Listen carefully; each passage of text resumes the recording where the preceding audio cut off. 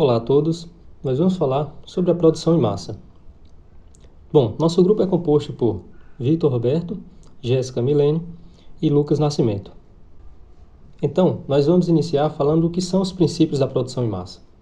A divisão do trabalho, como conhecemos atualmente, não passava de uma ideia na metade do século XVIII, que foi defendida assim por Adam Smith em A Riqueza das Nações.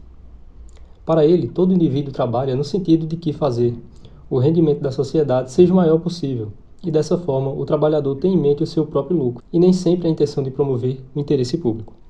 Dessa forma, ele é guiado por uma mão invisível, como propõe Adam Smith.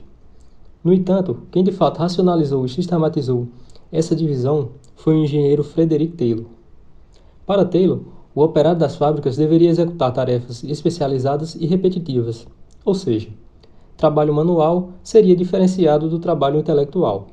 Esses métodos visavam produzir maiores quantidades em menor tempo. Taylor foi o precursor da administração científica, que é baseada no estudo do tempo, na supervisão funcional, na padronização, nas fichas de instruções e nos prêmios por produção. Então, cada trabalhador deveria desenvolver uma atividade específica no sistema produtivo da indústria. Esses trabalhadores eram monitorados segundo o tempo de produção, devendo cada um cumprir sua tarefa no menor tempo possível. Utilizando um humor satírico, o filme Tempos Modernos criticou o Taylorismo e seu desprezo pelo trabalhador como ser pensante. No filme, o operário deveria realizar suas atividades de forma mecanizada e sente a força da hierarquia. Taylor incentivava os trabalhadores a produzirem mais em troca de recompensas, isto é, o dinheiro. Em seguida, o Taylorismo foi absorvido nas fábricas de automóveis de Henry Ford, no início do século XX. Ford desenvolveu seu processo industrial baseado na linha de montagem, com o objetivo de gerar uma grande produção que deveria ser consumida em massa. Após sofrer adaptações, o modelo de divisões de trabalho desenvolvido nas fábricas de Henry Ford passou a ser chamado de Fordismo. Um de seus objetivos era reduzir ao máximo os custos de produção, para que assim os carros se tornassem mais acessíveis e que todos pudessem ter um. Vale lembrar que o Fordismo ocorreu na Segunda Revolução Industrial, o que demonstra sua ênfase na economicidade de matérias-primas e também na produtividade de trabalhadores especializados. Antigamente, a produção automobilística era realizada de forma manual e artesanal. Porém, após o Fordismo, essa realidade mudou. O Fordismo trouxe uma racionalização baseada em inovações técnicas e organizacionais, que se articulavam tendo em vista, de um lado, a produção em massa e, do outro, o consumo em massa. Esse modelo de produção revolucionou a indústria automobilística a partir de 1914, quando Ford introduziu a primeira linha de montagem automatizada. Ele seguiu à risca os princípios de padronização e simplificação de Frederick Taylor e desenvolveu outras técnicas avançadas para a época. Nesse período, suas fábricas eram totalmente verticalizadas, seja a de produção de vidro à siderúrgica. Logo, Ford criou um mercado em massa para os automóveis, sendo da sua vontade que o automóvel se tornasse um item tão barato que todos poderiam comprar. Uma das principais características do Fordismo foi o aperfeiçoamento da linha de montagem, onde os veículos eram montados em esteiras rolantes que se movimentavam enquanto o operário se mantinha estático, buscando desse modo eliminar quaisquer movimentos inúteis. Assim, o operário realizava uma operação simples, fazendo parte de uma pequena etapa da produção. Dessa forma, não era necessário nenhuma qualificação em específico dos trabalhadores. O Fordismo se baseava em 3 pilares: intensificação, visando reduzir o tempo de produção do produto, fazendo com que esse chegasse mais rapidamente ao mercado; economicidade, fazendo com que as empresas reduzissem ao mínimo seus estoques, surgindo daí a integração vertical com o controle total sobre a produção e a integração horizontal, controlando o número de centros de distribuições espalhados geograficamente, de forma a facilitar o escoamento do produto. Foi a partir disso que a Ford desenvolveu franquias, colocando uma distribuidora da Ford na maioria das cidades. E, por fim, o foco da produtividade, de modo que a especialização do trabalhador em uma tarefa fizesse com que ele se tornasse mais ágil e mais produtivo. Além de reduzir o custo através da padronização do produto, onde Ford tinha por mente que o consumidor poderia escolher o carro de qualquer cor, desde que fosse preto.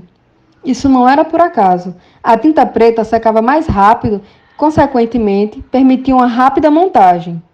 Além disso, Ford elaborou um sistema de pagamento baseado em bônus, que crescia à medida que a produtividade aumentava. Como consequência disso, os próprios operários tornaram-se parte do mercado consumidor da Ford, e os veículos produzidos passaram a fazer parte da realidade desses, do proletariado, tendo o Fordismo um importante papel social no período. Porém, apesar desse modelo de negócio ser bom aos empresários que enricavam cada vez mais, ele não era interessante aos funcionários, que não recebiam mais qualificação, exerciam um trabalho desgastante e repetido, chegando a adoecer por lesão repetitiva, e recebiam baixos salários, já que o intuito da produção era reduzir os custos. O método de produção em massa exigia altos investimentos em maquinário e instalações, mas permitiu que a Ford produzisse mais de 2 milhões de carros durante a década de 20. Com o sucesso das vendas dos veículos e com o sistema em si, criou-se o chamado ciclo da prosperidade, que mudou a economia dos Estados Unidos e a vida de muitos americanos na época. Além disso, outros setores, a exemplo do têxtil, siderúrgico, entre outros, foram afetados pelo desenvolvimento da indústria automobilística e tiveram um crescimento exponencial. A malha ferroviária foi incrementada de modo a facilitar a locomoção da população e deu surgimento então ao escoamento da mercadoria, surgindo então novos polos industriais. A produção em massa fez com que os primeiros anos de funcionamento do Fordismo ficassem conhecidos como anos de ouro.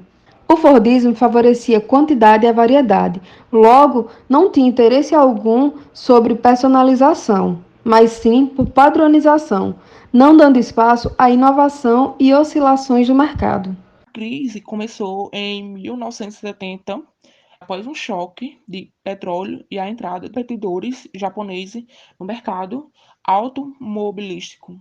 O Fordismo e a produção em massa entram em crise e começa gradativamente, sendo que substituído pela produção em junta, modelo de produção baseado no sistema Toyota e de produção Toyotismo.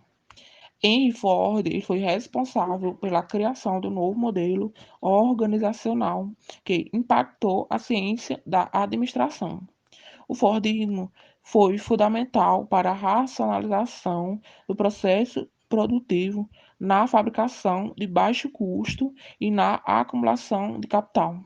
O que possibilitou isso foi o seu sistema de produção em massa baseado na utilização de esteira rolante. Porém, a partir da década de 70, esse modelo ele começou a se tornar ultrapassado e desenvolvendo os seus princípios da sua crise. Assim como esse modelo alterou a organização em escala mundial, no seu início também alterou a sua crise. Os principais motivos foram a crise do petróleo, surgimento e a popularização do toyotismo, e lutas sociais da década de 60, mudança tecnológica e novas formas de organização, crise de superprodução e ausência da diferença do portfólio e do produto. Com o surgimento do toyotismo, o seu modelo de produção flexível, foi possível estabelecer a nova forma de organização que impactaram de maneira substancial e o Fordismo e a sociedade. A produção flexível engloba o just-in-time, trabalhadores polivalentes, fábricas enxutas e diversificação de portfólio. Teoria, consistência. Com as novas empresas optando por uma nova organização e o aumento do seu portfólio. O famoso modelo T, que é o seu símbolo histórico, que perderam a força e o significado no cenário. Além disso, os outros fatores determinantes para a crise do Fordismo foi alta especialização e setorização do trabalhador, favorecendo o processo de alienação de classe proletária que corroborou com as lutas sindicalistas da década de 60, focando esse fato na ciência e da administração. Com a base nisso, é possível estabelecer uma relação entre os impactos dessas transformações por modernidade. Isso pode ser exemplificado com a expansão da era e da informação do novo meio de comunicação, resultando o conceito com a moda, como moda e o gosto do status, demandando na empresa e variações produto que permitisse a diferenciação às pessoas. Por fim, toda a trajetória desse processo administrativo e revolucionário no meio industrial e organização contribuíram para o surgimento da marca. Vai finalizar aqui nosso podcast. E muito obrigado, professor Everton. A gente finaliza por aqui.